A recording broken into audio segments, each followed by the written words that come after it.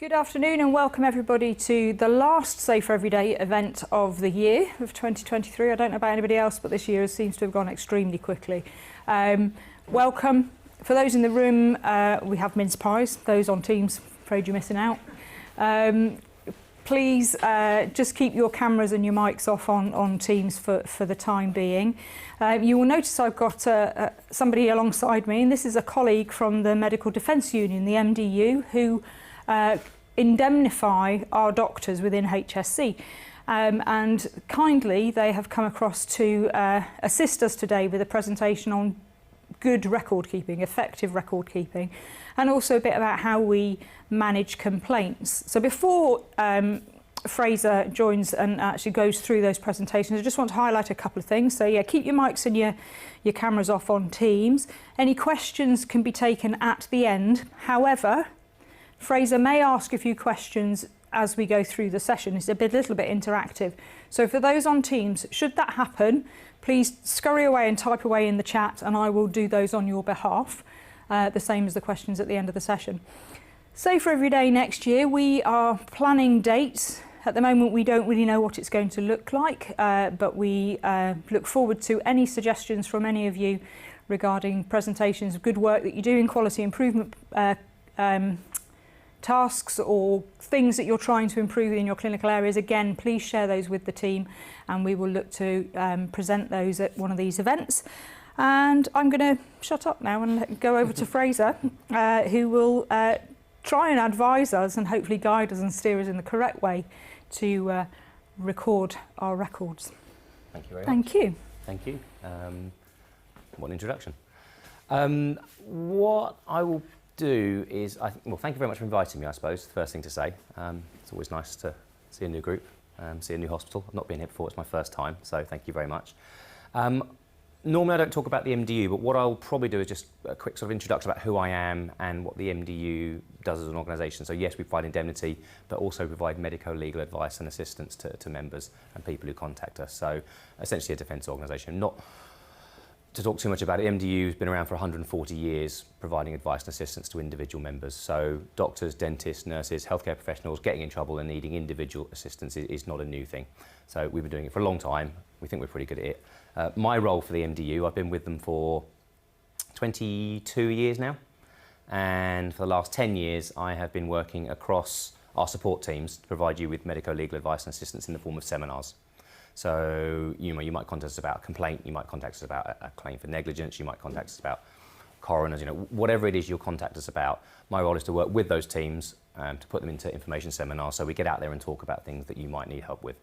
So to get that information out there in advance, forewarned is forearmed and all of that sort of thing. So talk about record keeping and complaints today. Now record keeping, I'll just say straight off the bat, it's one of the things that as a defence organisation we talk about all the time. All the time. If you ever contact us or a similar organisation and say, I've got this thing come out the woodwork from 5 years ago, can you help me provide a response? Or can you help me build a picture of this? The first thing we'll say is, well, first thing we'll say, do you remember it? And then you'll say no. And then we'll say, well, let's have a look at the records. And the records are so important from our point of view in terms of assisting you to provide responses, whether it's to complaints, whether it's to claims, whether it's to anyone who's sort of investigating to try and build a picture of an event that happened in the past. So it is really important. My clicker working? Yeah, so that's me. That's what we can talk about. If anyone wants to take my contact details at the end and follow up with any other questions, they're always, feels free to do so as well. Usually when I finish talking and walk out the door, someone says, oh, I've just meaning to ask you that. So when I walk out the door, I'm getting on a plane, so I'll give you my contact details. So that's what we're going to cover today. What is a good medical record? I mean, a lot of this is basic principle. And a reminder rather than anything spectacularly new. I do know that, but it certainly doesn't hurt to remind because if every set of records we ever looked at as an organisation was perfect, we would withdraw the seminar, but they're not, which is why we're still providing the seminar quite a lot actually.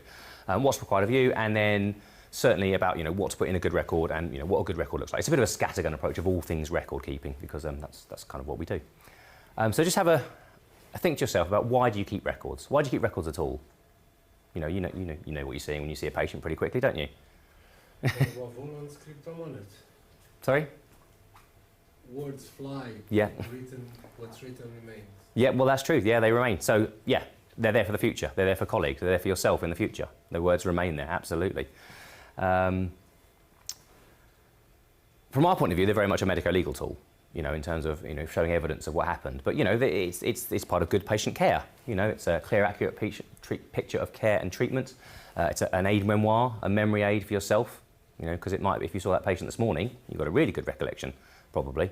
A week ago, 2 weeks ago, 3 weeks ago, you know, it's a form of communication, very much a form of communication, both with yourself, with colleagues, and from our point of view, you know, with the past, you know, what happened. Because if you're looking at evidencing a situation to say, well, this is what happened, this is what I did, you know, your records are your first point of call. And if there's nothing in the records or no records, you know, the second thing we say is, well, what do you remember about it? And if you can't, if there's nothing in the records and you can't remember it, it's, well, what was your usual practice at that point? So that's kind of the chain you go down. So that's why they're very, very important for us as an organisation, because I say that builds a really good picture of evidence of what happened at any particular time. So I was mentioning earlier, a lot of the guidance, or some of the guidance certainly, we talk about is GMC guidance, because I spend a lot of time talking specifically to doctors, but actually most regulatory body guidance is very similar. So if it's GMC, NMC, GDC, any other C you can think of, it's usually very, very similar. So, you know, if you see GMC guidance and think, well, that's not related to me, it's actually good to refer to it, because it's, you know, it's usually the best practice type of thing. So documents you make, including clinical records, to formally record your work must be clear, accurate and legible.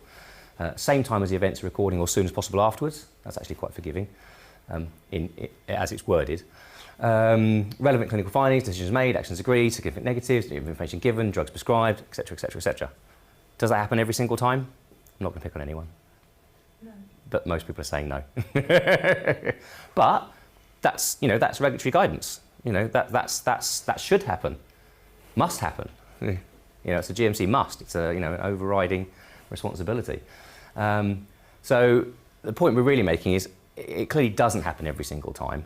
And if it doesn't happen and you are sort of investigated by someone like the GMC, they can be critical of your record keeping. So it's not for the MDU to say whether it's right that should happen every single time and you'd be criticised if it not to happen every single time. But, you know, if you are investigated by whoever, you know, you might be criticised. And that's the guidance. That's what, you know, we must adhere to if at all possible. Now, I've got the NMC guidance as well, just to show you that, you know, a lot of guidance is very similar. And I've taken out the CQC guidance. But, you know, as soon as possible afterwards, accurately, without falsification, kept securely, you know, all the same sort of advice. So, you know, lots of organisations give you the very, very similar advice in terms of how best to keep records. Are you paper-based or computer-based for your record keeping, or a bit of a mix? Of both. A mix of both. At the moment. At the moment. That tends to be the case. When I first started the MDU 22 years ago, it was very paper. And then over time, it's been a bit of computer. Some have gone very computer. But yeah, it's a bit of a mix at the moment. Okay, fine. That's just for myself, actually. We cover both today, so that's useful for everyone. But what are records? So we're not just talking about record, medico-legally, certainly. It's not just, you know, that patient record. When we're looking about building a picture and evidencing what happened and keeping, you know, accurate and good records. It covers a multitude of things. Now, this might not be the easiest to read if you're in the room, but, you know, it's handwritten notes, computer notes, letters, nursing records, you know, it's everything can be brought into the mix if there's ever certainly a claim for negligence or even a very serious complaint if you're trying to look at all avenues of information that have been stored. The only thing I would mention of all of these is they're pretty straightforward, is emails, internal emails that you send that have got sort of patient identifiable or can be identified about talking about an individual patient. That can be brought into the mix as well. You know, IT teams can do sweeps of information that's stored on internal IT systems. So, you know, be aware, I suppose, is the only point I'm making. Yeah. And you will have internal guidance and protocols about what you should and shouldn't, you know, communicate via internal sources as well. You know, I don't know what they are here. That's, you know, for you to be aware of and to adhere to. Forget the NHS. I've left NHS in a few times. I've tried to take it out as much as possible, but I've left a couple in. But yeah, from our point of view, yes, they're using complaints, they're using disciplinaries, using claims for negligence, particularly GMC. And our coroners or offices like that can be very critical of record keeping. whilst understanding why record keeping can be quite difficult sometimes, particularly in emergency and acute situations. So they can be understanding and critical at the same time. So we've got a couple of examples. Now these are, this is actually a real example, but a lot of them are sort of anonymised to make them anonymous. Essentially, this was a real example, and unfortunately, the top example was the real record, and the patient unfortunately died 3 days later. And we went back and sort of interviewed, essentially, to cut the long story short, we went back and interviewed the doctor and said, what happened? Because they were asking us for advice and assistance, they were worried about what might happen next. And the second example describes the same thing. And essentially, one of our advisors said, well, look, for the purposes of this seminar, really, I mean, you don't have to worry too much about the clinical details of it, but imagine that was 5 years ago, and you're going back to that. You can really build a picture of what happened from that second example. There's a thought process, there's a flow, there's some decision making, there's some safety netting. You've got all of that sort of stuff, but they describe the same thing, the actions that happened from that consultation. So a lot of the time, it's not your decisions that you make, because you've always got 1, 2, 3, 4, 5 decisions you can make. And with the benefit of hindsight, you can always prove that one of those decisions was either right or wrong. It's not necessarily the actual decision that's made that is the critical issue. It's your decision-making process and what you base that decision-making process on to make decision A, B, C, or D. So here you can clearly see what was thought about, what wasn't thought about in a decision-making process. So very easy to put up on a slide and talk about and say, write records like that. In the real world, sometimes it's much harder. Of course it is. But you can easily see that if you were trying to build a picture of that from 5 years ago with no recollection of it, you can, the second example is much more useful. Now I'm going to stop talking about these as soon as we stop seeing them, but we still see the funny abbreviations on records. Now, as a defence organisation, it makes it very hard to say that the clinical care you provided was top-notch if there's funny abbreviations, jokes, etc. on the records. Now these are real. You can Google these. There's hundreds of them. And if I'm being fair, record keeping has changed considerably, even since I've been at the MDU, and certainly in the last sort of 40 years. Sort of that dark humour, funny abbreviations used to be a lot more prevalent in records. Were they ever acceptable? No, but record keeping used to be a very different beast. Generally, it's very good nowadays. But even fairly recently, I was speaking to, what shall I say, a friend in the medical profession. And I said, of course, no one does this anymore than the normal 4. And they said, no, we still write that occasionally. So the advice is, just stop, just stop writing that. Because, again, you might have been provided excellent clinical treatment. If your judgment is ever questioned in the future and you've got funny abbreviations, that sort of humour in the records, it's a different thing altogether. And it doesn't look very professional, and it's not professional. So if you see anyone doing it, just tell them to stop. Because, I say, we'll take this slide out if we stop seeing it. It's a lot less than it used to be, though. Now, this is a real record, so, don't take any pictures of this. But this, I sometimes use this in our complaint seminar as well, which you're going on to, which is why I've left it in today. But essentially, this is an example of a record that led to a complaint. Because as you're aware, or may not be aware, but it's actually much easier for patients to get copies of their records now. It's safe to assume when you're writing a record that the patient might see it, because it is far easier to request sets of records. It used to be very difficult, even for defence organisations or solicitors who are trying to provide advice and assistance to get hold of medical records. It's actually a relatively simple process now. And in this instance, the patient unfortunately passed away, and the family, my understanding of this case, were looking to say that their care had been substandard, and that's why their relative had passed away, and they latched on this part of the record. Can anyone see why they were particularly aggrieved at this particular record? For those in the room, I think this is probably for. Alongside the RIP. Yeah. Yep. We have a gravestone. A little gravestone doodled with flowers. Now, you can see why they're upset. I mean, my understanding of this, like a lot of things we deal with, is actually it was more misguided, I suppose, or unfortunate than anything else. It was a relatively junior doctor is my understanding of this. She tried really hard. It was one of her first patients who'd passed away. She tried everything with consultants and everything, and she was genuinely quite upset by it. And it was her way of saying, I'm really sorry this has happened.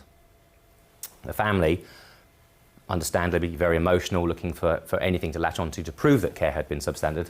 So there you go, graffitiing on the record, doodling on the record. That showed that you didn't care. Now, obviously that wasn't the case, and you can see that. But the point really is, did it need to be in the record? Anything you're putting in a record, think about, who it might be seen by. We're talking about charts being at the end of the bed and things like that. If you go to computer-based records, they aren't there. You can still read screens and things like that, but patients will see everything you leave lying around. If there's the whiteboards on the wall with things written on, charts at the end of the bed, anything you're leaving notes on is immediately accessible, screens, but certainly records can be requested at a later date as well. And I say there is a process to do that here, which is by definition it has to be easily accessible. So what is a quality record? Now again, this is more of a reminder than anything new, I'm sure, but legibility is the biggest thing records need to be. You need to be able to read them. Contemporaneous, written as soon as possible at the time. You'll have your own protocol for dating, timing, signaturing, authoring, all of that sort of stuff. Follow that. Mistakes, there'll be a protocol for if you make a mistake in a record or writing the wrong record. I'm sure nobody here would get a sort of marker and cross out all the record that they'd written the wrong one, or get a pair of scissors and cut it out. These are things we've seen. So, follow the protocols for mistakes. Have you got an approved abbreviation list? Sadly, no.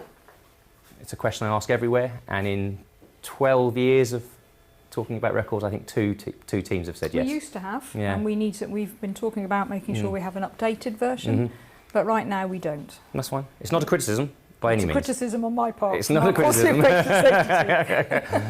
need one. And the reason why we say that is, I'm not saying don't use abbreviations. Abbreviations are great. They save time. They're useful. Abbreviations. I'm not saying don't use abbreviations. From a risk management and a medico-legal point of view, is if someone doesn't understand the abbreviation you're using, then there's potential for consequences, either by misunderstanding and thinking it's something different, or by just guessing. There was a hospital emergency department that got into a habit of making up all their own abbreviations, which they all understood. But then, of course, these patients were heading off all around the hospital, and people don't understand. So they were either ringing that doctor and saying, well, what does this mean? That doesn't save time. Or guessing, which again causes...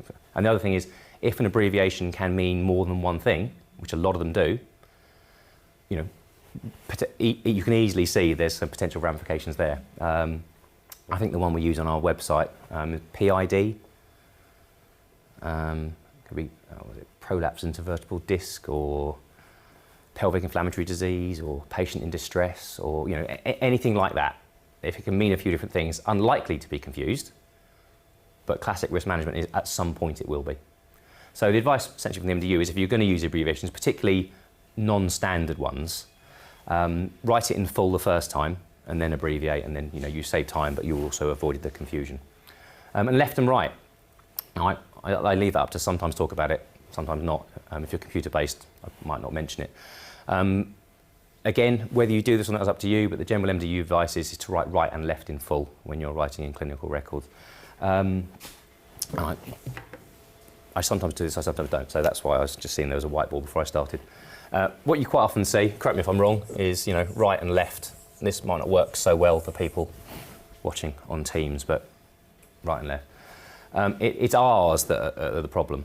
Because when we go back to the start of it and say, well, where did this come, how did this start going wrong? And right to the start of it. So if you're in a real hurry and you're writing an R, it starts to look a bit like that. And if you're really in a hurry, it starts to look like that. Bear in mind that's much smaller. So R's looking like L's. So again, up to you whether you do it or not, but the MDU advice is always to write right and left in full to try and avoid those things sort of starting to happen. So it's a bit of a mix then. So for those of you who are using computerised records, what's one advantage? It's legible. Legibility, absolutely, legibility. The number one advantage of computerised records. Legibility. It improves. I mean, it means you can read, which is not always, the best, but it does mean you can read what's been written. Accessibility is another huge thing as well. If you've got a sort of an integrated computer system, that's records transferable between departments quickly, or not even transferable, accessible to different departments, different parts of the service, different parts of the island, at the same time. That's a real sort of use, particularly, noticed in COVID times as well. There's a really clear audit trail from a medico-legal point of view. You can see when things were written, who was written, and when. That's really useful for building a picture of who did what and when and why. There's one of the hospitals I go to, just right by the education centre, is an entire building called medical records, where they store all the medical records. Storage of all the medical records could probably be in a computer about this size. So the storage of them is useful as well, and access as well. Are they allowed legally just to scan the old records and keep them in a hard drive, or they need to keep the paper copy? So that's a very big question. How they do things is also important. I don't know about the legality of how they do that process and what they can store afterwards, but essentially there is different. I don't know what it's like on Guernsey. In the NHS, there's a whole document on record retention, how you store things, how long you store things. That's what I'm saying. Yeah. It would be difficult for them to keep all the papers if they can just scan them and put them on a hard drive somewhere. Yeah. The type of because there's obviously only computer records being kept from a certain amount of time as well. It's not necessarily whether it's paper or computer, but it's how long it's kept for is the main thing. So if it's transferred to computer, the computer record becomes but yeah, some I say this NHS one, it's quite a wieldy document, and I've sort of flicked through it before. There's a lot of the sort of genetic stuff is for a very long time, but other stuff is a year, 2 years, 3 years sort of stuff, depending on the level of it, sort of thing. And it like visits to the chaplain, stuff like that. There's a really big document. Passwords. Now, this is both the positive and the negative. For when you do go on to sort of, it's a bit of a mix here, computerised systems, particularly with newer members of staff, locums, if you've got any sort of staff coming in and out at all, sort of the sharing of passwords is it's a big no-no, basically. We know why it happens. You want to help the patient, you want to have access to the systems, but it's almost certainly against hospital policy to share your password with someone. And if someone taps you on the shoulder in 5 years' time or 10 years' time and says, do you remember Mrs. Smith? And you go back to the record and go, I don't remember that. Oh, actually, no, that wasn't me. So it's either going to look like you did whatever it is you're being criticised for, or I gave my password to someone else. Well, that's against hospital policy as well. So, it's going to get you both ways. So again, I'm sure you've been told this many times at inductions and things about sharing passwords, but it is something that we would advise on as well. So yeah, a lot of advantages to computerised records, but as things change, so the old used to be not being able to read prescriptions. Handwritten prescription, get the drug wrong, someone thinks they will know what it is. It's drop down lists now. The new problem is dropping down one too far or one too few. So as one problem changes, another one comes up. So autocorrect, we've all sent a text message and got a reply with a few question marks going, what? Because it's corrected to something bizarre. So the patient's pain and vomiting were found a swan in the abdomen. The severed heart condition. It can be serious. It's pretty serious, yeah. Under whose car the patient was at the time. Slightly humorous, but as one problem gets fixed, another one appears. And actually, if you are sort of moving over to IT systems, it's not necessarily the systems themselves that are the issue, but moving from a paper-based system to a computer-based system is a big task. It's a really big task. And a lot of the problems that, it's purely me looking from an outside point of view, really, not particularly MDU, is as these systems are implemented, people getting used to them, where to find everything, new systems crashing, the old information not going onto the new system, things like that. You have to be really confident that the old information that was on the paper system has been transferred to the computer system. A few days later, this is from BBC News a few years ago, it was something along the lines of paperless hospital system goes wrong, or words to that effect. And it's all very good now, I'm sure, but the implementation of these systems is sometimes the big issue. Disadvantages? Are there any? Internet can just disappear, so no records. Yeah. It was where was it? It was a few weeks ago. A few months ago. I'm losing track of time. There was a hospital that said that they had a web-based record-keeping system, or internal web-based system, and at a certain time of the day, all the record-keeping slowed down. You know, yeah, and so yeah, those sort of issues. Also, if the computer gets hacked. Yeah, absolutely. I'm going to go forward 2 slides and go back. Just a couple of years ago, I was about to talk about record keeping, and the NHS suppliers got hacked. There was a load of GP practices got hacked. Hacking, big thing. You know, give us Bitcoin or you can't have your computers back. That sort of thing. Now, hospital systems aren't as well resourced as banks and airports and things like that, and those systems get hacked. So absolutely, you know, hacking can be an issue. And of course, then you've got very personal data as well as things being blocked. But yeah, some of the big disadvantages, absolutely, hacking. I think that's kind of the main ones, really. Oh, screens. Yeah. I always forget to mention screens. As you get these systems, sometimes it's 1 computer on the ward, 2 computers on the ward, 3 computers on the ward. You know, get people queuing up to leave records. That could be an issue. That's building up, you know, time pressures. And screens. That's job is to be easy to read. So if you've got a screen here with patient information on it, it's easy to read and other people can read it. You know, so people looking over people's shoulders, people seeing confidential information over people's shoulders. So again, those are sort of some of the complaints we occasionally see in terms of confidential information being read by third parties. It's easier to happen with paper, to be honest. Yeah, absolutely. I'm not saying it fixes the solution, but that's, you know, big, bright, bold, you know, and you can't, a bit of paper you can hide. A screen is up there. What you can get, I've got one on my laptop, is privacy screens. And they're sort of polarised, so you can only sort of see them from the front. So that can stop people sort of reading over it. I mean, sometimes they're a bit annoying, I'm not going to I lie. think the new monitors have the system already integrated in, so you can Yeah, set this only for yeah, like 15 degrees angle. yeah. I mean, it can be a bit annoying if you're trying to type sideways as well, but yes, no, those sort of polarised, front-facing protectors are quite useful to avoid that sort of issue. As I say, as things change, the problems change. So yeah, some disadvantages. I think we've kind of covered those already. Yeah, I mean, the phrase contemporaneous was used earlier in terms of record keeping, you know, making sure records are written as much as possible at the time. One of the issues that does get people in a bit of hot water, I suppose, is the easiest phrase to use, is retrospectively going back and altering records. So, you know, we're talking about complaints later, if you receive a complaint and you think, I don't remember anything about this, it was 2 years ago, go back and look at the records and think, yeah, okay, I didn't write very much at the time, but I do remember this now. I also said this, did this, thought about this, safety netted here. There's a gap there. I did this, and write it in as if you'd written it at the time. That's not contemporaneous, and that, you know, again, gets people in trouble because electronic records, you can't do that because they'll see when it was last modified. And again, that's the audit trail. But again, a lot of computer records, particularly the early IT systems, it looked like you could fit it in.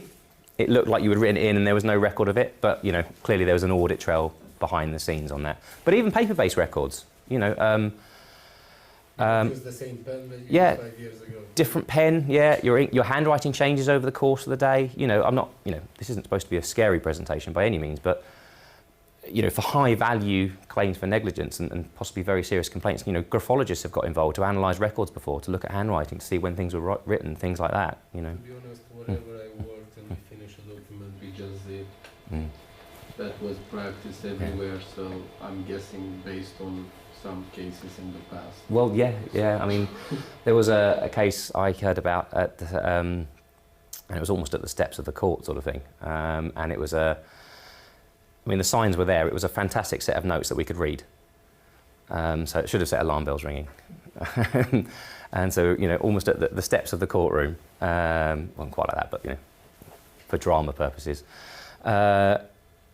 And we suddenly, someone noticed that the cards that was written on weren't being used at the time the records were supposed to have been written. and what the doctor involved had done had basically rewritten everything so we could read it, and then destroyed the originals. So, difficult. So, talking about handwriting. Now, again, don't take a picture of this. This is, a real set of records. That's from my doctor. It's from a long time ago, is what I will say as well. And again, you could use this in our complaints or record keeping presentation. I sort of front loaded the examples into the first seminar today. But again, if this was in front of an internal investigation or a regulatory body or something like that, there'd be potentially some criticism for the handwriting there. Now, we wrote back to this doctor and said, could you type this up for us? And they did. And they were very honest with their translation of their writing. Now, you've seen this already, so. So you've got the abbreviations. You've got a lot of things that you wouldn't necessarily want to see in a set of records. It's real. This is not a made-up set of records. This is a real set of records. Was that ever acceptable? No. And you see it a lot less in records these days. Just in case they hadn't made a complaint or anything at that point, told to go away as the parting shot. Now, one of the things we've been talking about a lot, for obvious reasons, over the last few years is remote consulting. Now, we're not particularly talking about remote consultations today, but in terms of record keeping for remote consultations, by and large, the standards are very similar. It's just a different medium. From the MDU's point of view, though, what we've added to it is, it's a good idea to say what sort of remote consultation it is, because a lot of record keeping systems have, remote or not remote if they've got an option. Whether it's telephone, whether it's video, what sort of remote, and why it was a remote consultation. So back in early 2020, everything was remote consultation by definition. And then there was all tiers and all sorts of stuff, depending on where you worked and what part of England, Wales, Guernsey you were in. Why it was a remote consultation. Is this part of protocol, or was there a sort of an emergency situation needing that, or a request by the patient? Why it was a remote consultation is important. And were there any limitations? Was it a video call that kept dropping? Was it a telephone call where the mobile signal was not very good and there was potential for communication errors? Because again, that can form part of your response at a later date if you are trying to, if there's an allegation that some communication didn't happen, when from your point of view it did. Sorry? Can you listen to someone's lungs over the Well, yeah. That's one serious limitation. Yeah, well, there are benefits to remote consulting, but there are limitations. It's just another way. Remote consulting is not a new thing. Since the invention of the telephone, people have been talking to medical professionals on a remote basis. But I think as COVID is going, I'm not going to say gone, it's more of a choice now about what patients you see on a remote basis. So it's built as part of your protocols about what is and isn't appropriate to do. So this might be not so easy to read at the back there, but essentially it's, have a read and I'll have a sip of water.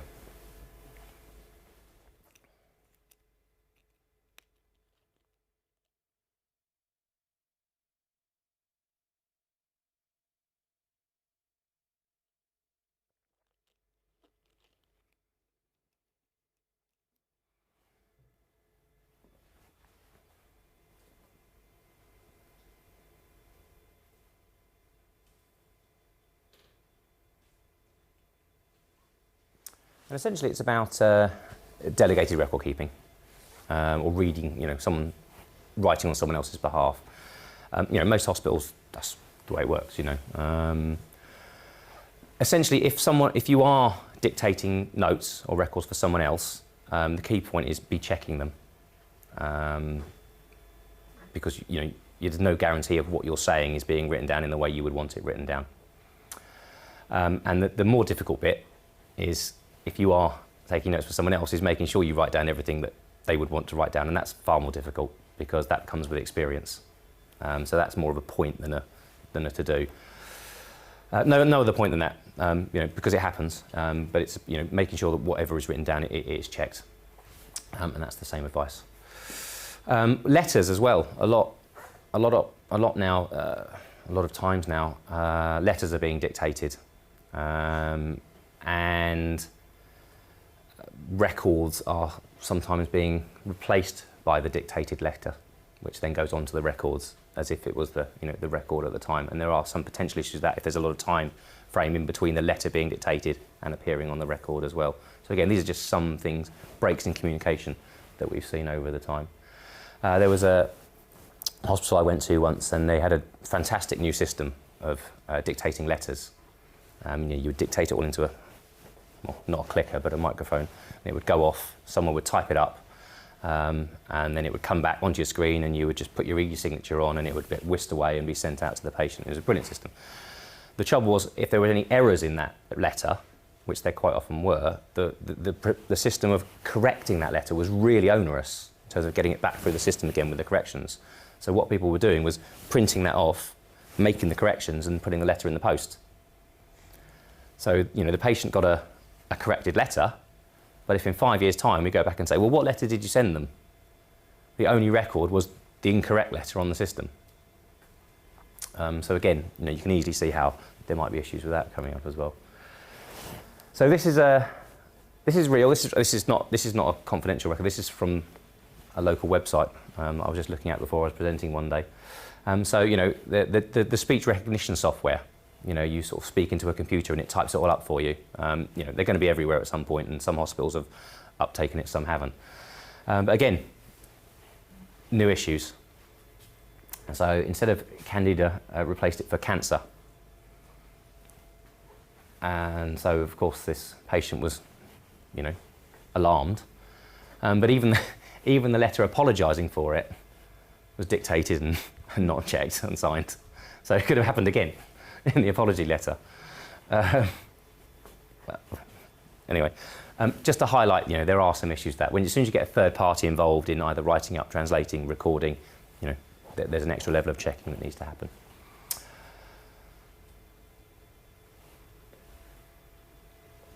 I'm going to take these opportunities to have a sip of water. So have a read of this example.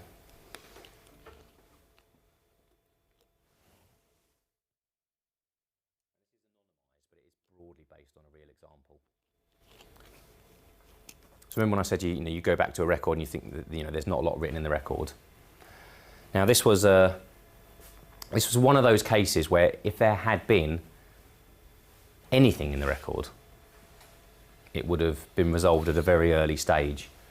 But because there was nothing in the letter, nothing in the records, saying that there was any sort of interaction or any sort of consultation or any sort of examination, and a solicitor was trying to prove negligence, it progressed, because it then turned into, what do you remember, what did you say, what did they say, and solicitors arguing. Whereas if there had been anything in the records at that point about having an examination and having touched the foot, having examined the foot, it would have been resolved very quickly. I think, from recollection, the original case, it turned into a settled claim. But yeah, that's why record keeping can be so important. And I've seen, solicitors, going to one or two words in a note from 10 years ago to try and provide a defence for a member. It can get to that level sometimes. Already mentioned that. Sometimes you haven't got records at all when you're asked to see a patient. And again, that carries its own issues. If computers crash, you were saying, if you've got an IT system, super IT system, and the computers go down, what do? There needs to be a fallback, there needs to be a protocol, there needs to be a way of going back to paper-based record keeping and then getting those paper-based records back onto the new IT system when it does come back on again. One of the big things we've seen over the last few years with the MDU is issues in terms of handover and reviewing test results. So one of the biggest reasons people make claims for negligence is delaying diagnosis or misdiagnosis. And a lot of that can be traced back to tests having been done, but then a gap in actually then taking some action, whether that's the patient's fault, whether it's the system's fault, whether it's medical professional's fault. Doesn't really matter. That's where a lot of it comes from. So if you are ordering tests, make sure there's a robust procedure in place to make sure they are reviewed and then followed up if there is any action needed.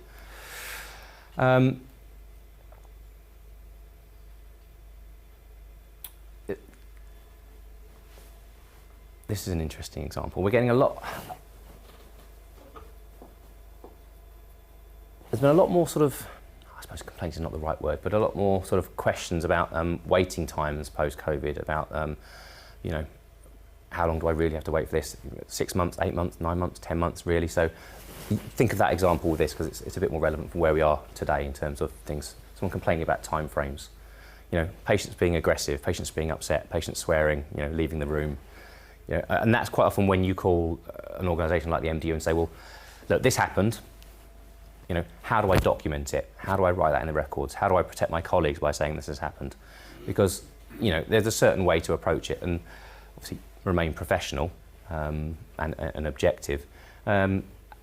I suppose the point I would make is, you know, don't be afraid to contact us if you're in that situation and you haven't got a senior colleague around to say, well, how do I document this? How do I write this in the records?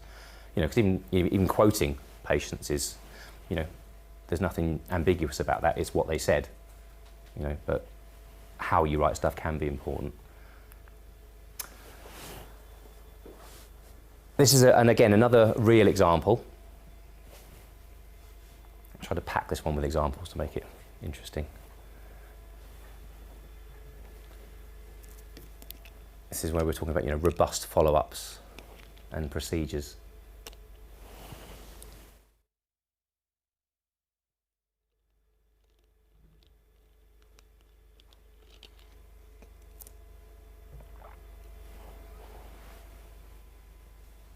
Very procedural, isn't it? Where do you think the blame lay in the claim? It was about 50-50. Again, from recollection, this was a settled claim. Why he thought the lump was just an infection?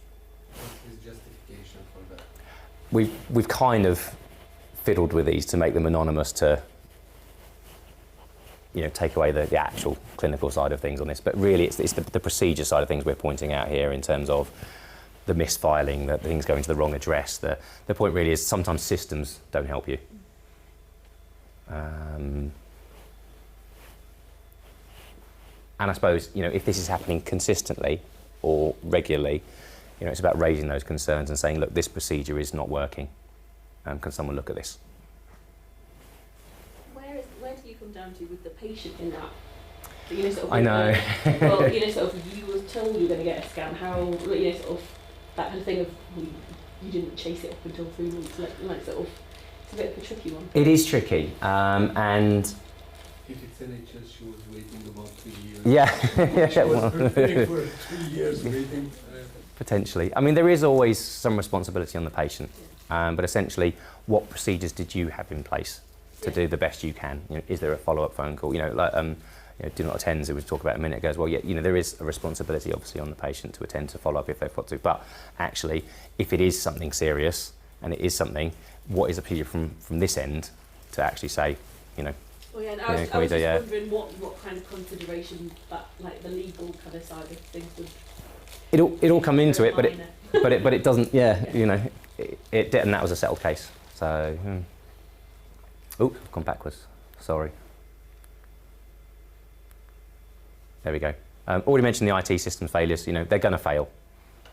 It could be the best system in the world, it will fail. You know, banks go down, airports go down, whatever, nuclear systems, you know, power stations, they go down. You know, hospital and health systems will go down. So it's about having that protocol in place and being aware of what it is. Again, a couple of years ago, Birmingham, one of the big hospitals there, everyone came in the morning, the IT systems were down. Hundreds and hundreds and hundreds of appointments were cancelled. You know, what was the backup system? You know, be aware of what it is. Protocols for working, you know, obviously standard advice is be aware of your protocols and adhere to them wherever possible. And if you're not adhering to them, say why you're not adhering to them. Because again, it's your decision-making process as to why you haven't done that. That might be sort of, you know, questioned in the future. But they change over time. And one of the things the MDU is always doing is saying, well, you know, it's all very well saying that's not what we would do now. Agreed. But what would you have done then? Because if the protocol then was to do that, then that's, you know, that's basically your justification. So, you know, because it's quite often the MDU is looking at things from 5, 10, 15, 20 years ago. And obviously in 20 years, the medical profession has changed dramatically. So yeah, what was appropriate at the time? What was the decision-making process at the time? And what protocols were you adhering to at the time?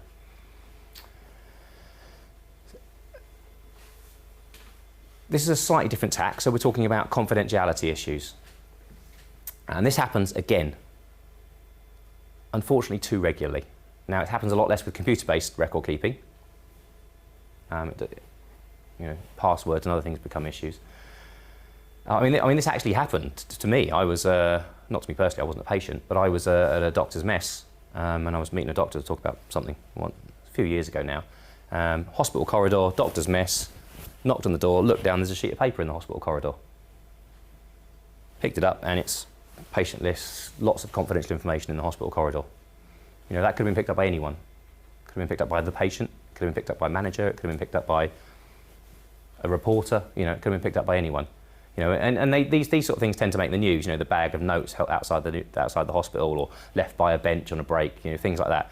It does happen. It's a data loss. It's a data breach. That, you know, you'll have a procedure to follow there. What I would say is, slight aside. I don't know how we're doing for time. We're doing fine. Slight aside. Conversations you have with colleagues. Not necessarily records particularly, but you know, you're very comfortable in this hospital. It's where you work. You know, you're here every day. You could close your eyes and walk between buildings, that sort of thing. You get comfortable talking to your colleagues about patients. You know, what would you do here? Have you heard of this? You know, do you know this? You know, all of that. That's all normal. I'm not saying don't do that, but be mindful of your surroundings. Because if you are in a lift, lifts are the worst. If you're in a lift talking about a patient, and that patient or a relative is in that lift and can work out who you're talking about, that's, you know, technically a breach of confidentiality. I had So. a case in Liverpool. Two HGAs going home on the bus talking about a difficult patient. Relatives were just behind them in the bus. Yeah. And they weren't talking nicely. I bet. No, and be mindful of your surroundings, because we do get that happening fairly regularly. I'm not saying don't talk about patients and what to do next, and you know, discussing cases, that sort of stuff, but be mindful of what's around, because again, you know, these things happen. Lifts are the worst.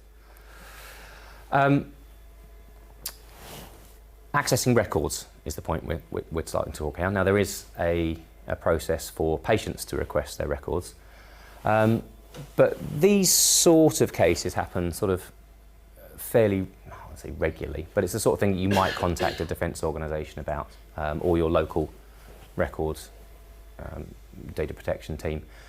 So there'll be a process for patients to or relatives.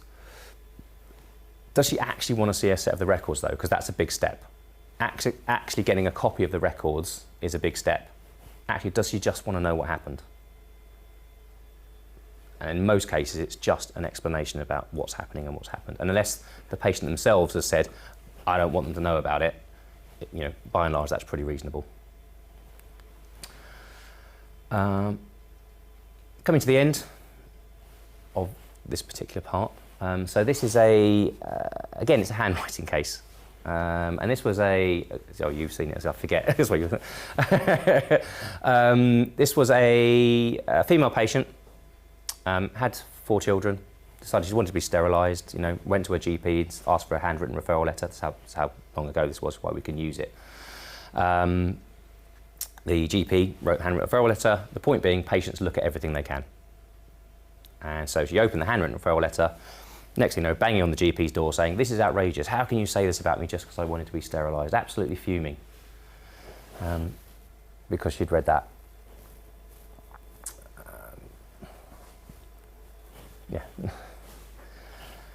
And the GP had no idea why she was so upset, because as far as he was concerned, he said, could you kindly see the above? Nodding. Calligraphy should be a requirement in medical school. Yeah. Well, I mean, this is a case where, you know, we've analysed his handwriting. We've got graphologists involved. It does say the above. You know, we've sent him on a handwriting course. It's not going to happen again. You know, that sort of thing. But you know, it led to a complaint, which is why we have this record. You know, so again, slightly humorous example, I suppose. But you know, a lot of times when we're sort of providing advice on something that's quite serious, and you go back to the start and go, well, how did it get here? It can be something quite small. So top tips. A lot of this is on our website as well, you know, which is accessible to everyone. So legibility for those who are still using paper-based records, lefts and rights, right in full. Significant negatives is a key thing. You know, you cannot write every negative. You cannot write everything you've thought about that isn't the case.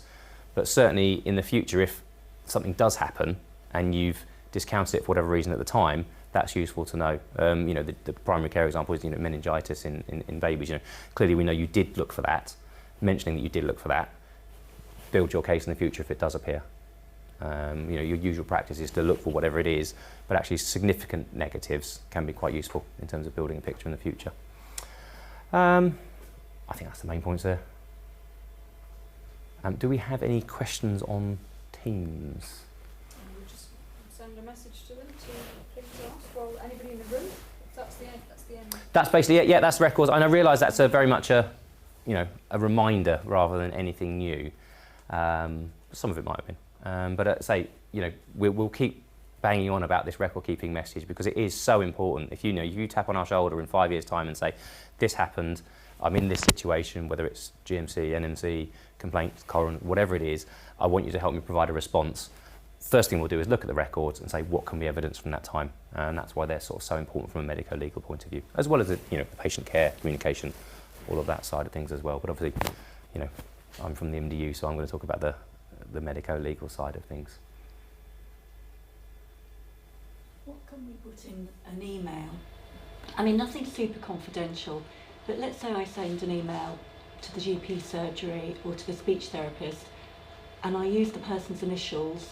Maybe let's say I emailed the continence advisor, and I might say, we do have computerised systems, but I might send an email because it's going to take me forever to get into the computerised system. So I send an email and I say, would you mind seeing Joe Bloggs? He's having some terrible problems with continence at the moment, for example. Is that okay? So, what, from your personal email, or is that? No, it'd be from my work email. Right, from your work email. Yeah. I don't know what the protocols are in terms of. I mean, again, in terms of specific sides of things like that, I'm not the best person anyway. That's probably one of our medico-legal advisors. But there will be some, protocol. Yeah.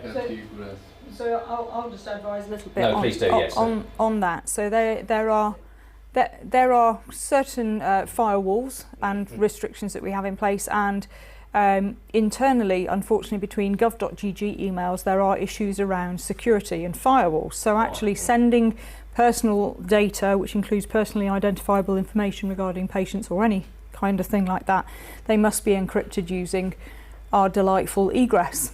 But actually our network can link between doctors' surgeries from our work email address and equally to the medical specialist group, of which would be the primary people we would be communicating with, is secure.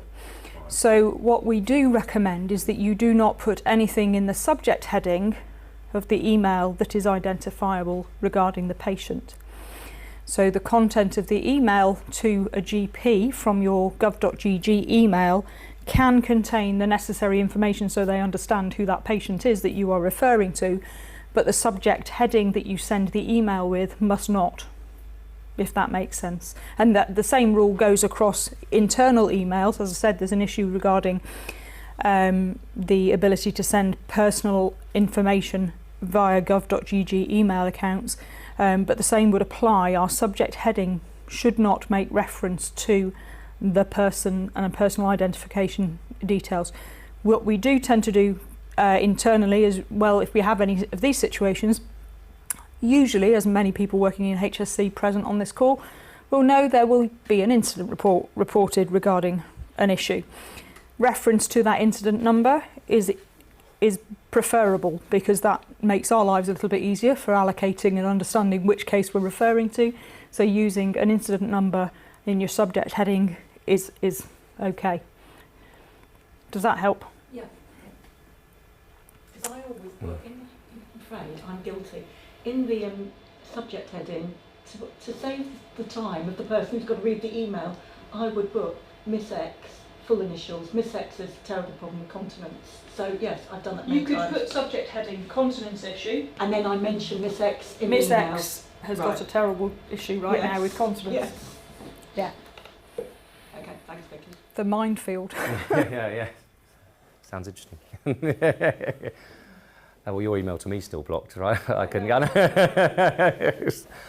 Yeah, our Darren, if I get my emails from the insurers and from yourselves, Yeah. at times get blocked, which is really helpful when we're dealing with legal cases. You're doing attendance certificates, aren't you? I'm going to do... Fine, ignore Yeah. that then. Yeah. Yes, Yeah. I'm going to do some certificates out, which will be sent out to you. And we're just going to have a 5-minute, what time is it now on Teams? It's 14:31. So if we just have literally 5-minute break, comfort break for people, not least for Fraser. But for those in the room, you can get a cup of tea or whatever and comfort break. Those on Teams will resume at 14:36. So don't go away for too long. We will be back. Thank you very much.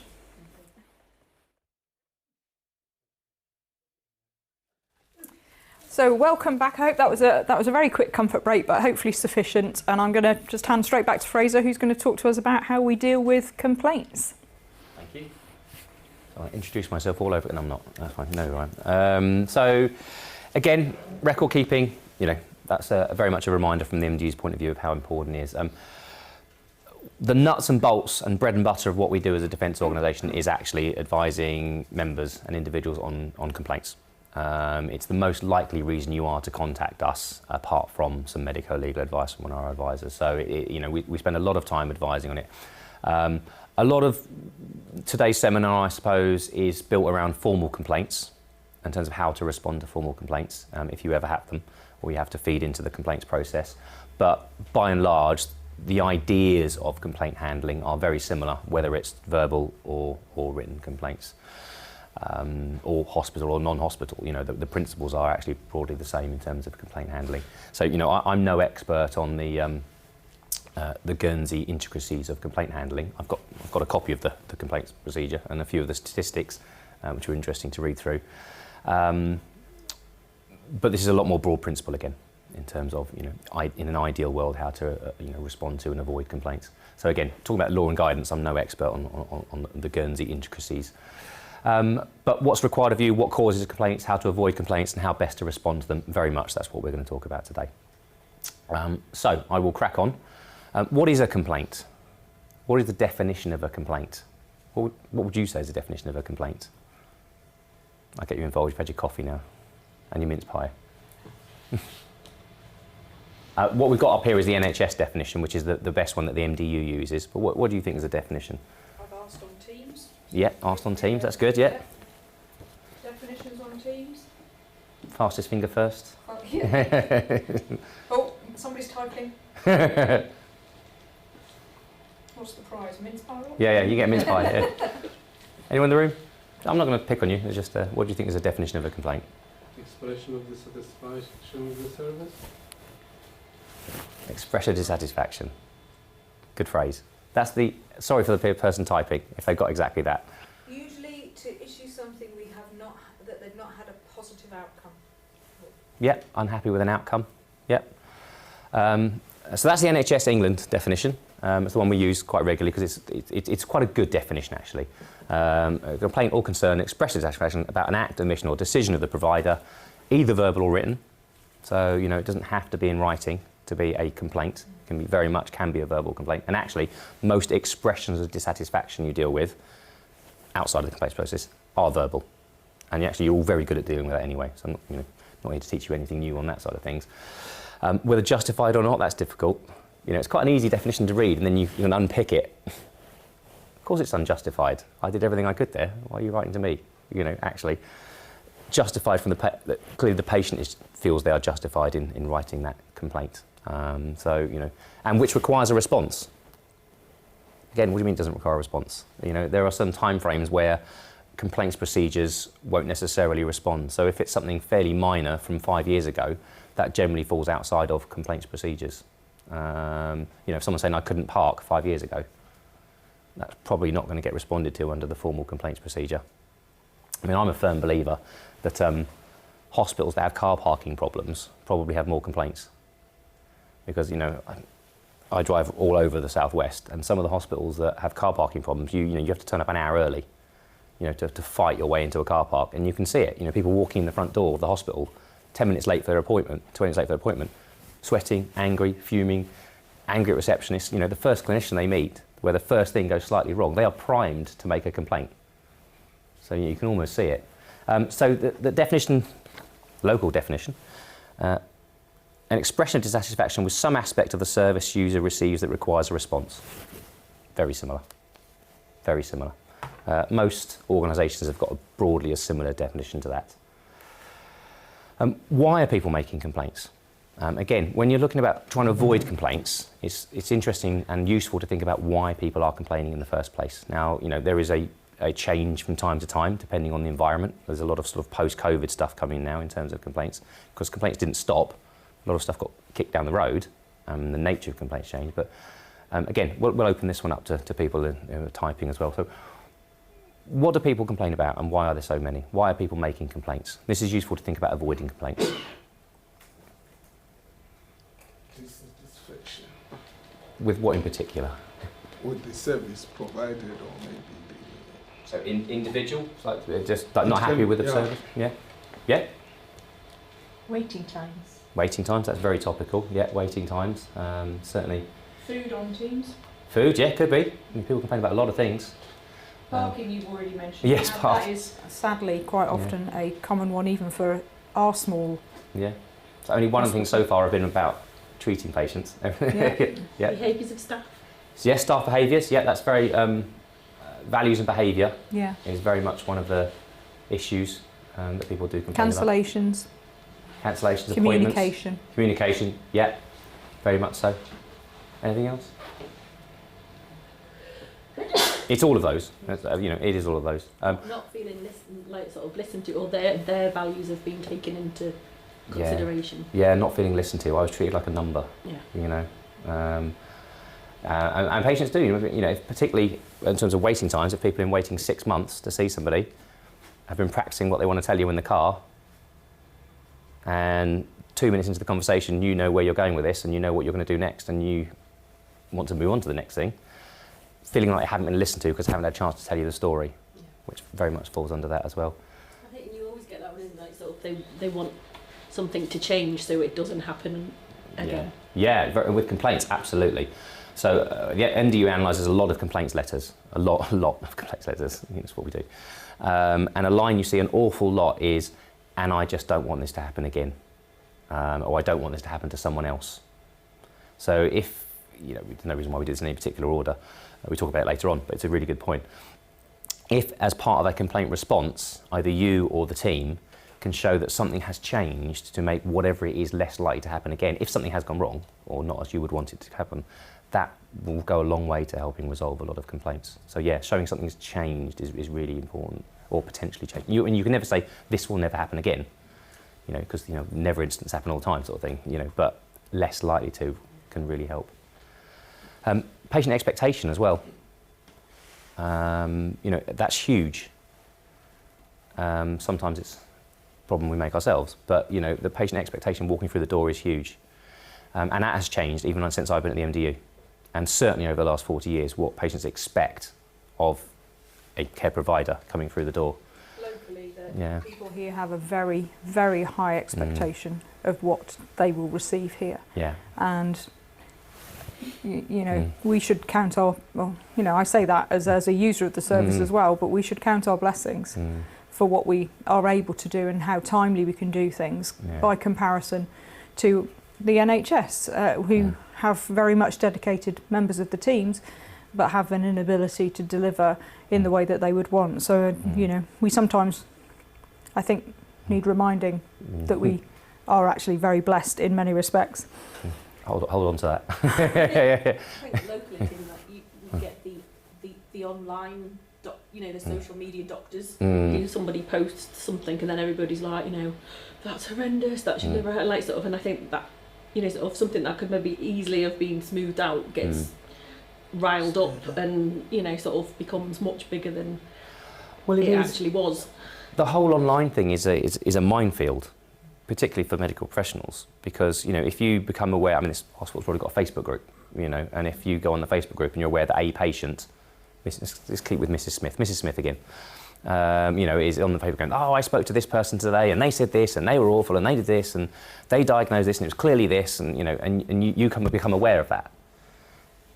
The second that you go on the Facebook group and say, that's not really what I said, breaking confidentiality by admitting someone is a patient, you know.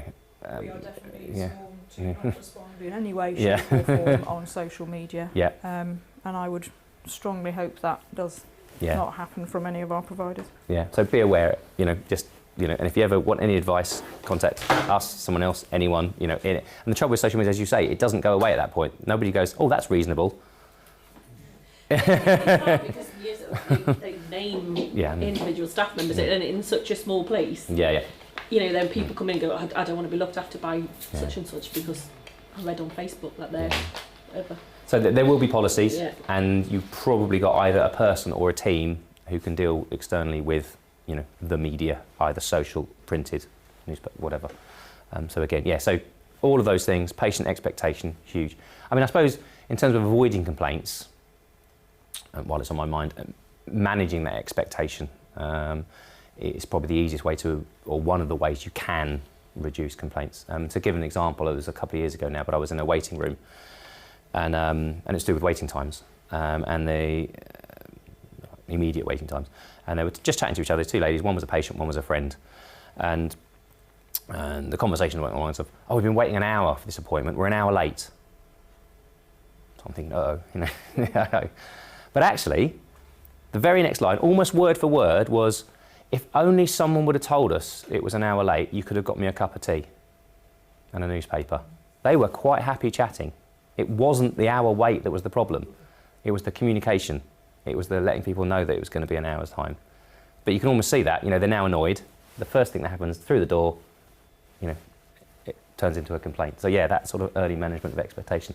A few years ago, there was a few A&Es, I don't know why I just thought about this, that were redesigned, I think it was with the Design Council, about reducing aggression, violence, etc. in A&E departments by design, by comfortable chairs, screens, communication, vending machines, I don't know, whatever they did, but it worked. And it reduced it by design. So a lot of it is, not necessarily what you say, it's the surroundings and what's available. So this is just NHS stuff. I didn't get a chance to take this out before I found this. I'm not going to talk about the individuals, but that's how many full formal written complaints there were in the NHS. And there was a Freedom of Information request about complaints in Guernsey. So I'm not going to talk about individual departments and teams and things like that, but in the same period there was about 190, it looks like, formal complaints, all through the PALS customer care type team. The interesting thing, and again, it's more important to think about generics rather than individual numbers, it was very similar in terms of communications, and I think it was, my maths is awful, but I think it was about 27% were to do with communication and values. So very similar messaging. So the numbers are numbers, but it's the sort of general messaging is the same. So the general things you can do to try and reduce complaints will be the same. How they might affect you? Well, they do. They can do. Of course, they can. And from a medical legal point of view, sometimes this is where we start to see things go a bit astray. Remember when I was talking in the record keeping talk about going back, getting a set of records, and maybe altering records. Much later date to reflect what you did at the time, but wasn't necessarily as in the records. Sometimes this happens when complaints. So again, we've already spoken about that, so I won't dwell too much on it now. From an organisational point of view, if you are monitoring your complaints, looking at your complaints, acting on them, they're really good about improving services and sometimes patient safety as well, but that's not always the same thing. But certainly reducing complaints. So when you hear the big things hit the news, the mid-staffs, things like that, it's not because people weren't complaining. It's not because people weren't saying this is what's wrong here. It's because things weren't being remedied, weren't being looked at, weren't being fixed. So it's important that both complaints are sort of both responded to individually, but also to see if there are any trends. If there's a lot of, I don't want to pick on receptionists, but if there's a lot of complaints about, a GP practice and reception staff, you send the reception staff on a communication course, the complaints drop. Sometimes it's as simple as that. One of the things you've already got, so assume something hasn't gone according to plan. So for the purposes of today, something has happened. I'm not going to call it an error, but something has gone that you wouldn't have wished it to happen. A patient has made a complaint and said, these are all the things I'm unhappy about. One of the things, absolutely, I want something to change to make this less likely to happen again. what else do they want in a response? Because, you know, if, depending on your support organisation, whether it's the MDU... Sorry. Yeah, absolutely. Yeah. Yeah, well, do you know what? Sometimes we have this conversation and people don't say that. Absolutely. The MDU have been saying it for many years, that it's okay to say sorry. You know, how you say it's important, but generally it's not an admission of liability. You know, we're sorry this has happened. You know, how you say something is important, but sorry is important. And it can really help resolve complaints there and then if you're in person, or very quickly if it goes to a sort of formal or more formal stage. Anything else that a patient would want as part of a complaint response? What you're going to do about it. Yeah, exactly that. Yeah, what you're going to do to make sure it's less likely to happen again. Acknowledgement that it's been received. Yeah, an acknowledgement of the issue. Yeah, absolutely. And then I would say like sort of communication during the investigation process of a complaint. Yeah, absolutely. Yeah. Through each stage, if it's not going to be it's not going to be quick. And as part of a formal complaint, there is an initial response, i.e. within 3 working days, I think it is here, and that's the same with the NHS. That's why I left the timeline in for this seminar.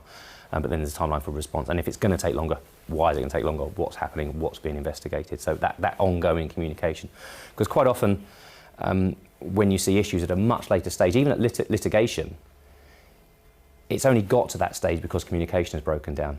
I was speaking to a solicitor once who worked for one of those firms who just sues hospitals for fairly low value claims, and he was saying, look, actually what I do is money.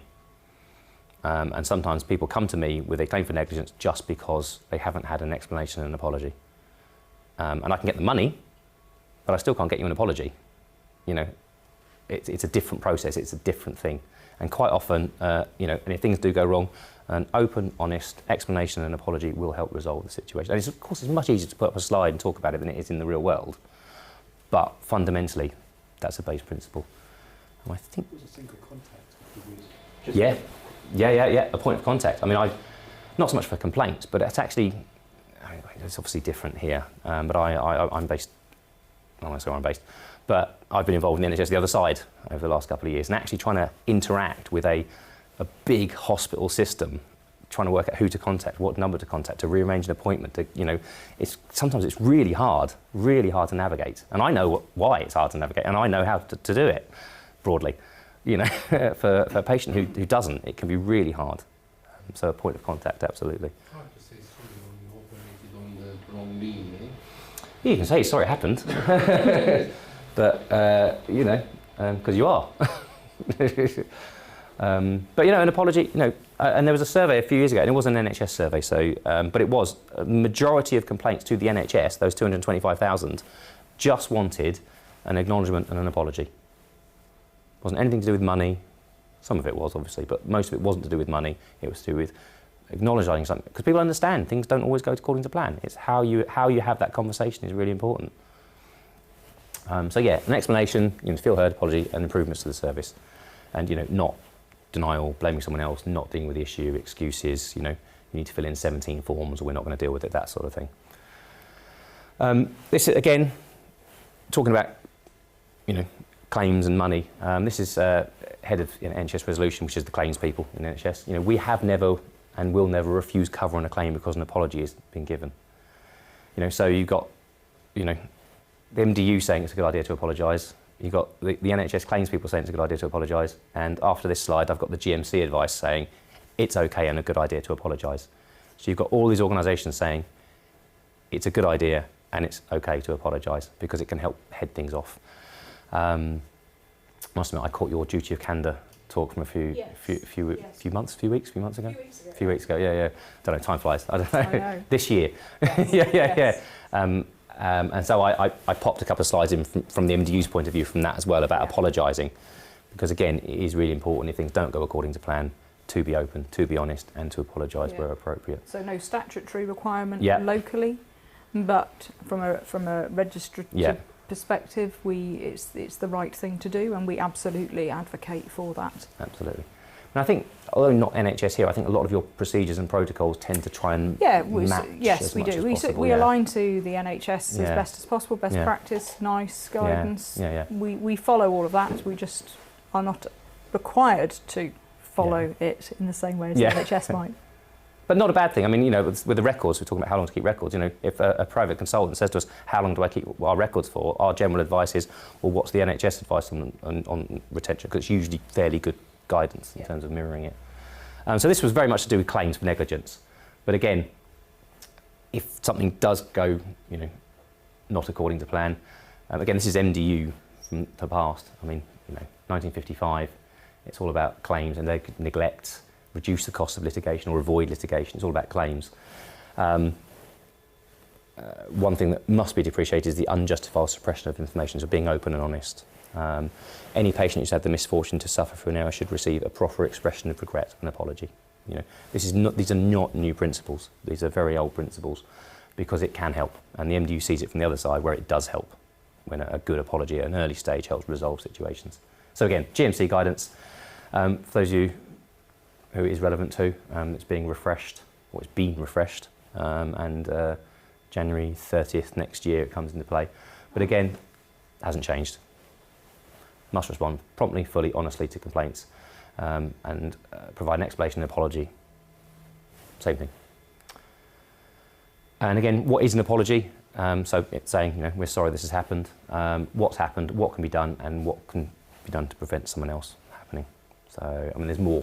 There's actually more than that. There should be an apology, but, you know, that's from the duty of candour. So, in terms of analysing complaints, we analyse lots, hundreds, respond to hundreds, thousands probably a year on behalf of members, or certainly look at complaints and provide advice on them. A lot of the same themes come up time and time again. And if you've ever been involved in you know, monitoring your department or hospital or area, practice, complaints, whatever it is, you tend to see sort of similar themes come up. So we've, you know, broadly put them into the 7 Cs. I mean, we've sort of shoehorned in records there by calling it clinical record, but the 7 Cs. So with that in mind, we've got an example coming up. And just have a think about what are the 7 Cs you would pick up there. So, you know, imagine you're having to respond to this. You know, it's come to you, it's like hit your desk, and you have to respond to that. You're now the complaints manager for the AMU.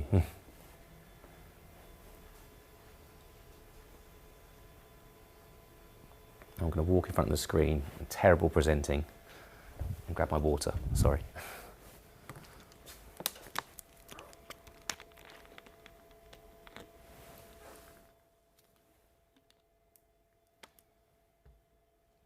So I've highlighted a couple of them. What are the 7 Cs? There's 3 or 4 that leap out straight away. Communication? Yeah, absolutely. In fact, you know, if I ever ask you a question, just say communication. It's probably the answer to half the questions I ever ask. Consent, chaperones, you know. You looked at the records, there was nothing there. You know, there's a few of them there, but you know, those sort of themes, big themes, come up time and time again when you look at complaints. Obviously, you've got to investigate the small detail, the nitty-gritty of what happened, but a lot of it comes back to basic principles in terms of what happened and what didn't happen. Why is it important? Well, it's important to get right for various reasons. Firstly, for the patient, for good patient care. Secondly, for learning lessons. But thirdly, for you as individuals. Because if a patient is not happy with a response and an investigation, they're not going to go, I'm not happy with that. They're going to look for other avenues, whether that's writing back, whether that's writing to, well, it's not an ombudsman, an appeal, whether it's writing to the local paper, going on the Facebook group, you know. And the big thing that, you know, you don't want happening is GMC, NMC, regulatory body, because it's really easy to complain to a regulatory body. It has to be, you know, because their goals are to protect, you know, the public. You know, the GMC website, if you go on it, you look at, if you can't find a doctor, it's got a not sure of the spelling type function, and then you find the person and you click complain. You know, it's that easy to start a complaint to some of these, and you know, you don't want to be on the investigative arm of any of these regulatory bodies if you can avoid it. So it's important to get it right for various reasons, if not to make sure there are no ramifications for yourself as an individual. Not going to talk, oh, my red slide's moved, I covered NHS up. It slipped. But this is really just, we talk about this as quite a bit as a defence organisation, because a serious clinical incidents can be investigated on many different levels and not always one after the other, quite often at the same time. So, I don't know, a medication error that leads to a death, pretty much as serious as it gets, that will be investigated on many different levels. The complaints procedure certainly, potentially disciplinary, potentially a criminal investigation, civil claim for negligence, if it was quite a clear medication error, not someone not reading the notes and prescribing a drug the patient was allergic to, coroner, regulatory body, a single instance can be investigated on many different levels. Scary slide, I know, but that is, quite often what we're dealing with as a defence organisation. So I'll move on from that. But the timescales are, quite considerable. Again, I don't know what the whether the law is exactly the same in Guernsey in terms of claims, but in terms of making claims for clinical negligence, certainly where I'm based, certainly in England, it's a claim for negligence has to be within 3 years. Prescription of 3 years. Yeah, but it's 3 years from when they become aware of it, rather than when it happened, which is the kicker. So, the operation could have been 10 years ago, and 10 years they find out that something had happened. They've then got 3 years from that point. So we're looking at records from 13 years ago at this point. So that's how long claims timescales can be. The complaints process here has a year, say up to a year you can make your complaint sort of thing. But the GMC has no timescale. So if you are regulated by the GMC and a patient's making a complaint, the GMC says you should try and respond to it. So again, some timescales are different around, but yeah, things can take a long time, and they can be very stressful. So in terms of an overall look at it, how to respond to complaints, well, do listen, be as sympathetic as you can be, and apologise if appropriate. That's always much easier to put on a slide than it is to do in the real world. But as a basic principle, it's not a bad thing. You've got all these organisations saying, it's not a bad thing to do.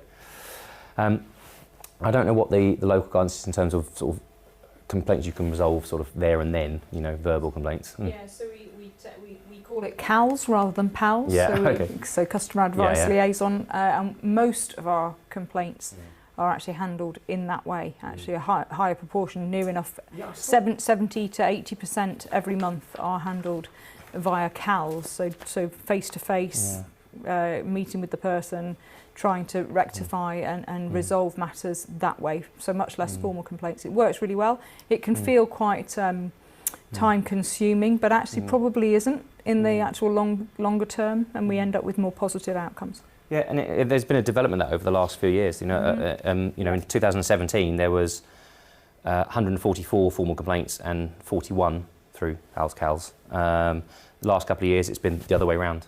Yep. And it's a lot quicker, and I would imagine patients are being a lot happier with it. Patients seem to be much happier.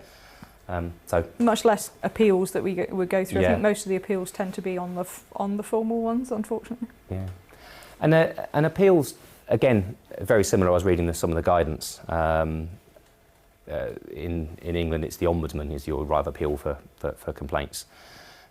Generally, appeals will look at whether the complaint wasn't investigated properly, whether the patient is unhappy. Because sometimes patients aren't happy regardless of what you do. But if you've investigated properly and provided a proper response, generally that's the response. So that's general best practice. Talking about communicating, having a point of contact, communicating with patients, resolving the matter, making changes, taking light, all the things you've identified. So that's kind of general best practice, and that, it looks very much like you do that. There are some places I go to. I'm not going to say anything. I've left that up. I mean, that's the NHS timeframes, and the reason I left that up is a lot of it's very similar actually. So you've got the 12 months. That's very similar. The acknowledged within 3 days. In terms of full response, I think is it 20 days? 20. Yeah, so it's 20 days. A lot of local complaints teams in England have their own sort of timelines in terms of 21 days, 30 days, whatever it is. But actually, the law in England is it must be fully and responded to effectively, and there's like a 6-month time frame where you have to explain why things have been going on for so long. But and again, I've left that in just so you can see that you can't go to the Ombudsman. You then have the appeal, which was an aid memoir to myself to talk about the procedure here. But again, hopefully you never have to, get involved with it, but if you do. I'd be really interested to see what the Guernsey statistics are here. And the reason I leave this is because when we talked earlier about expectation, about why people make complaints. So this is very much England and Wales. And again, this might not be that easy to see, but there's a much higher result of complaints for poor results in the private sector, your Bupa and your Spires and things like that.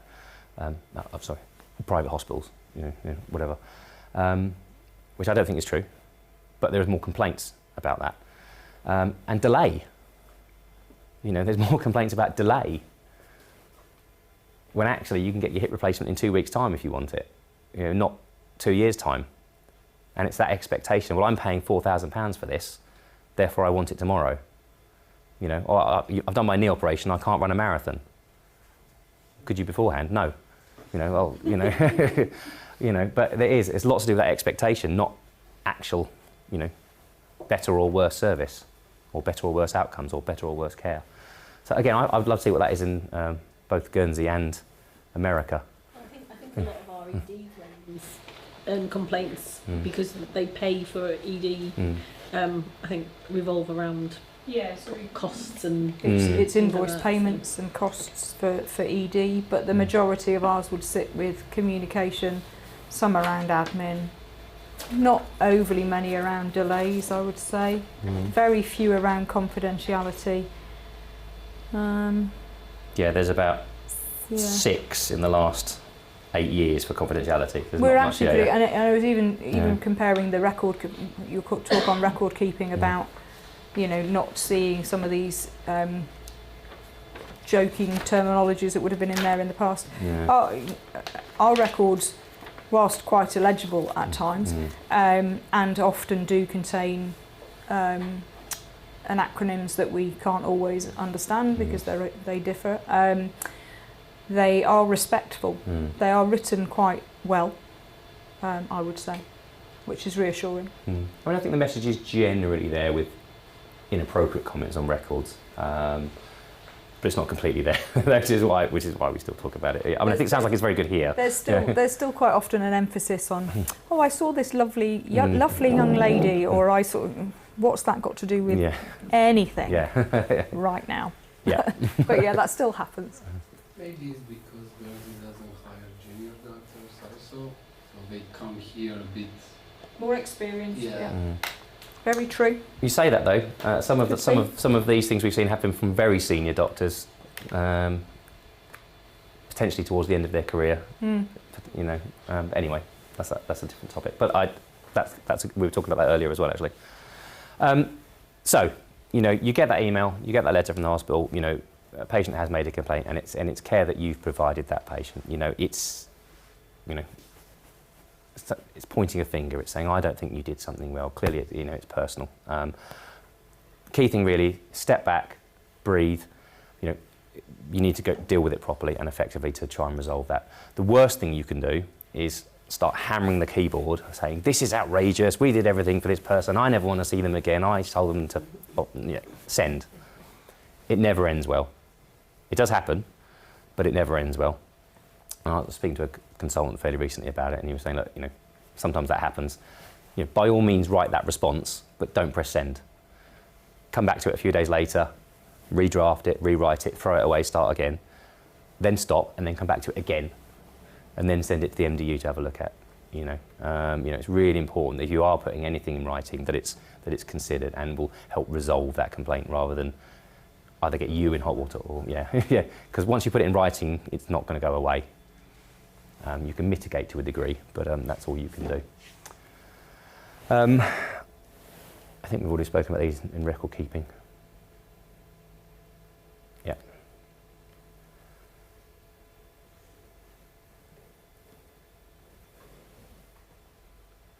We've got a lot of advice on the MDU website about this, actually. We've got a whole complaints hub, which I don't know if I can get the link out as part of somehow yet. Send the link. Fine, I'll send you the link after that. Key thing is a really good opening to your response. Because again, I don't know exactly how the complaints teams work here, but sometimes your letter can form, or your statement can form part of the response, can just be cut and pasted back as included. A paragraph can be used as part of the response, or it can be used as to build into a complaint response. So it's important to make sure that you write it well.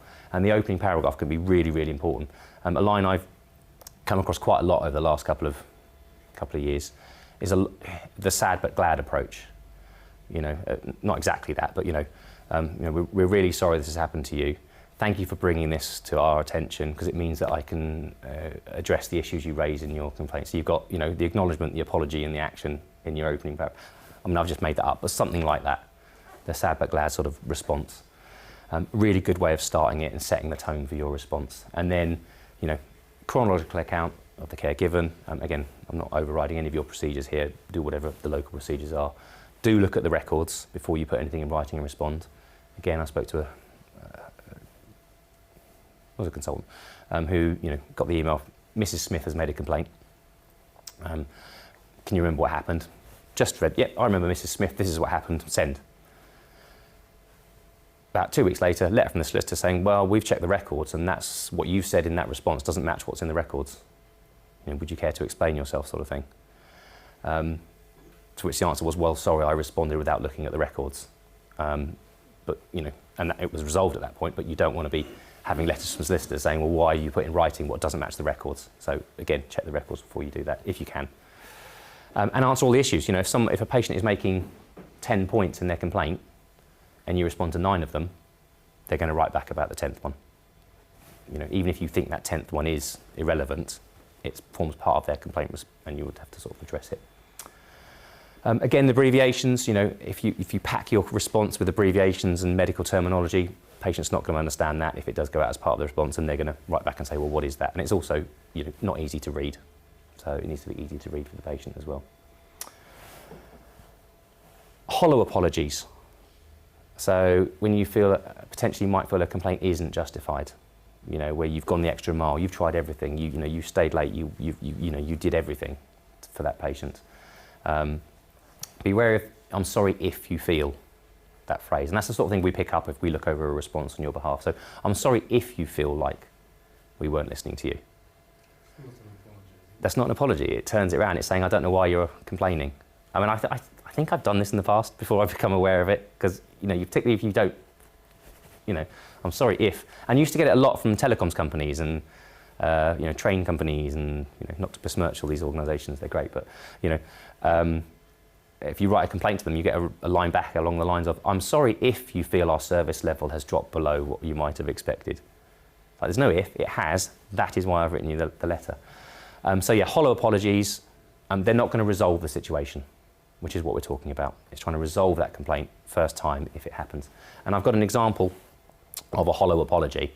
It's a couple of years old now, and I'm making no political point here, because all politicians do this. But it was a very clear hollow apology.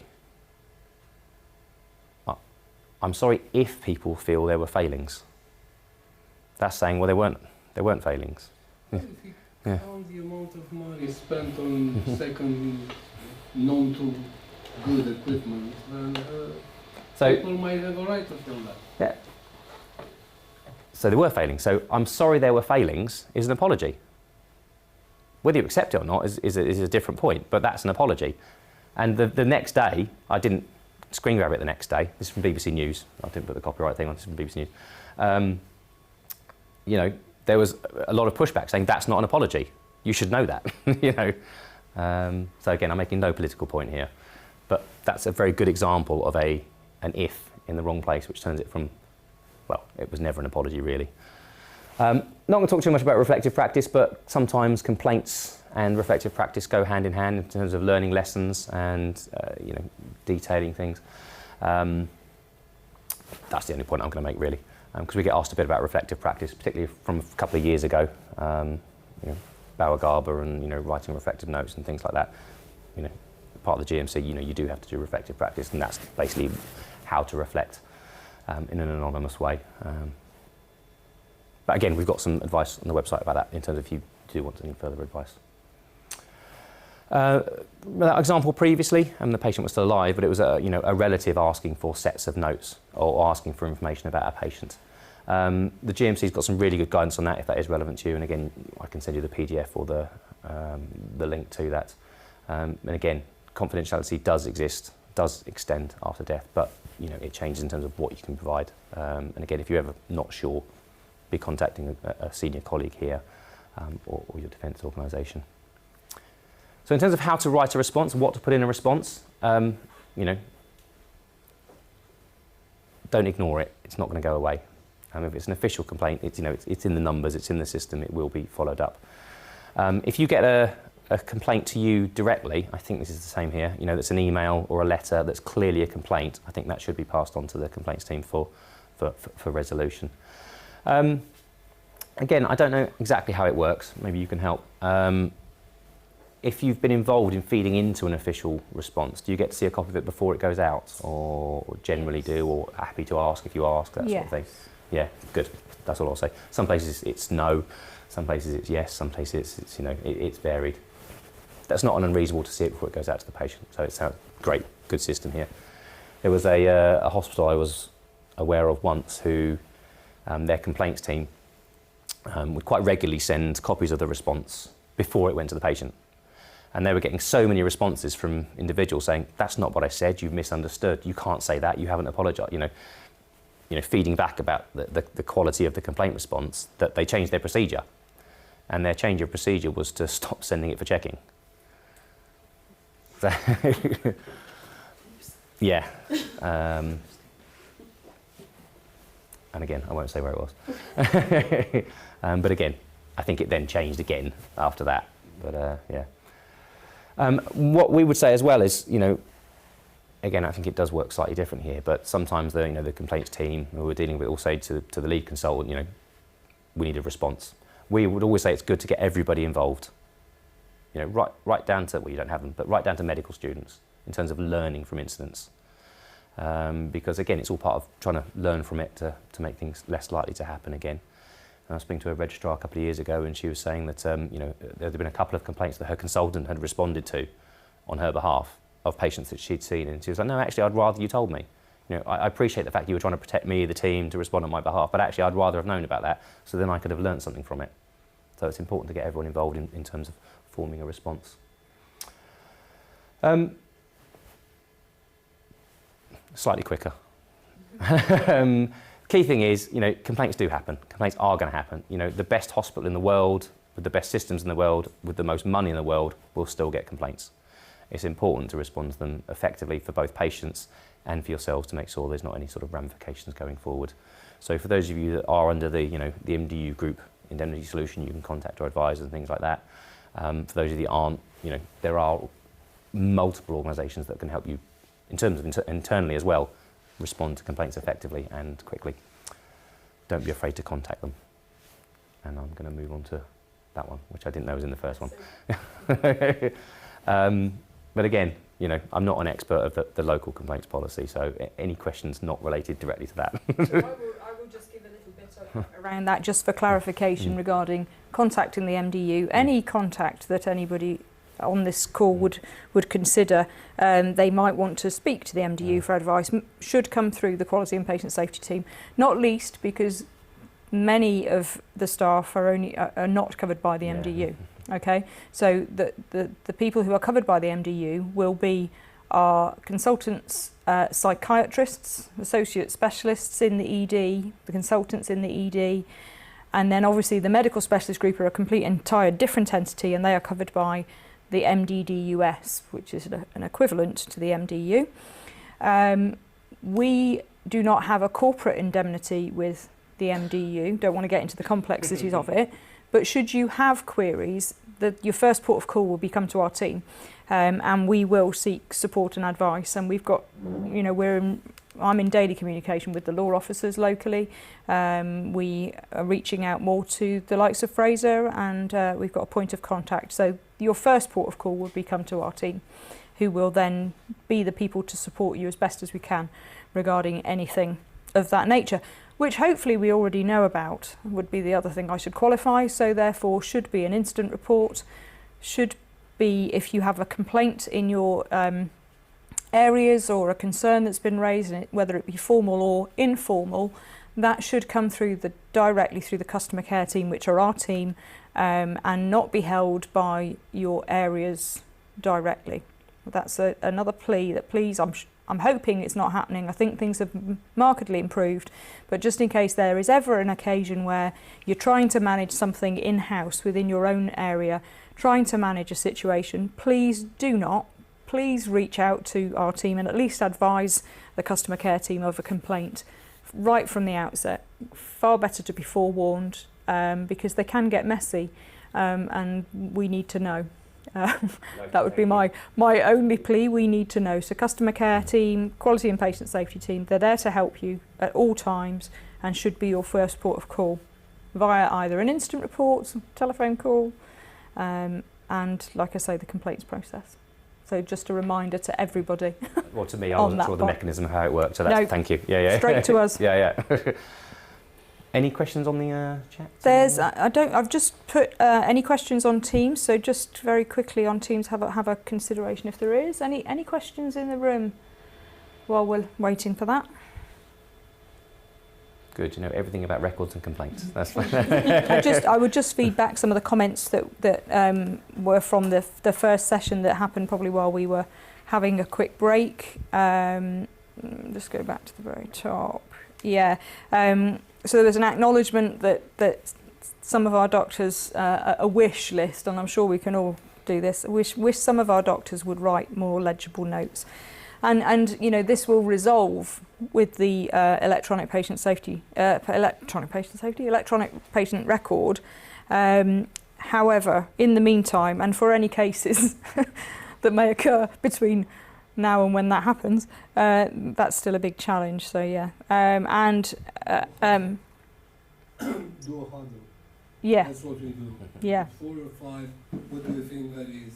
We agree on We do exactly the same. We quite like the snip tool now, because you can send a screenshot back to the person and go, what have you written? So that's quite handy. Unless they will come back and say, I don't. Yeah. Yeah. I'll read it. There was one of the comments on here, which just to reinforce, was around getting a lot of emails with initials and unit numbers in the header, in that subject box. Please, I'll just put another plea out. Please do not put any identifiable information in your subject header of your email. That is a big no-no. And again, be very cautious. We've had to be a bit more cautious in our team around this, where we might send out a calendar invite for a particular meeting around an instant, a swarm may be going ahead, an instant review meeting, and previously we may well have supplemented that with a timeline of, you know, what we'd managed to pull together in preparation for that meeting. People quite often forward meetings on now, and that may not be something that we intended to be shared with that person that they may forward it on to. Yes, that person may well be able to attend the meeting, but there is a difference. So just be cautious and mindful about the information you may contain, an attachment. If it's going out in something like a calendar invite, be mindful, is that the best way to do it, or would you be better to do the calendar invite and send an attachment separately to those people, so that should they forward the invite, they do not automatically forward the documents contained therein, and individuals who are then added would need to seek that documentation from you by another means. So just a little bit a different way of working. Hopefully, with the changes of SharePoint, there will actually be less emails going out. There will be more, the one version of truth that we keep getting told about. The one version of truth, sharing the information directly from where it is located, and sharing it correctly with the right people, and not everybody in the world. That's just the challenge right now, is making sure we do that and set them up right, but maybe emails will be less frequently sent. I think that's it from me on there, and I think there was nothing. Have we got any comments? No, just really, really interesting sessions, very helpful, great refresher, and yeah, thank you very much. Thank you for inviting me. Yes, thank you. Are you aware of any documentation, like audit for doctors? Because, like nurses and midwives and things, there are often tools that we can use to self-audit or audit each other's records to learn from. I don't know. Is there anything out there for doctors? That I don't really deal with that side of things, No, but you don't. there may well be. I mean, I've sat through lots of departmental record audits, which are interesting. I mean, we have done ones on medical records of the doctors previously, or audited them previously, but I'm not sure of any specific tools. Yeah, no, it's just like because you don't tend to get doctors who do who engage Just in it. introduce for us a new system of auditing, isn't it? Oh, maybe. Yeah. More paperwork. Great. So so that's it for today. Thank you everybody who's come. Thank you for everybody who's supported Safer Every Day for another year. It's been another good year, and I'm sure 2024 will be also. Get your thinking hats on regarding what type of things we could present, what information you want to know, but also what's going on out in your areas that's really, really good, going well. Because this is what the purpose of Safer Every Day is about. It's about raising awareness, networking with people, showing the positive stuff that's going on and how you've gone about making some of those changes and made them sustainable. So, can I say it? What date are we? I suppose we're not too... Wishing you all a Merry Christmas, Happy Christmas. And yeah, I do wish you all the best for the Christmas season and for 2024. Hopefully I will see some of you in it in my capacity within HSC, but as I move on to the medical specialist group, I'm sure I'll still see you around as well. But thank you very much, and Happy Christmas. Thank you.